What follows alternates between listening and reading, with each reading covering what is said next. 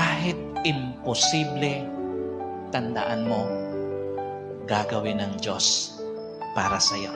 Kahit parang imposible para sa kabuhayan mo, para sa relasyon mo, para sa pangarap mo, para sa kalusugan mo, gagawin ng Diyos.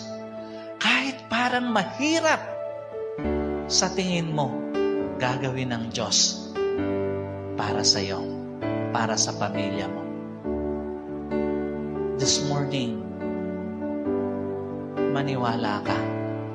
Walang hindi kayang gawin ang Diyos para sa iyo.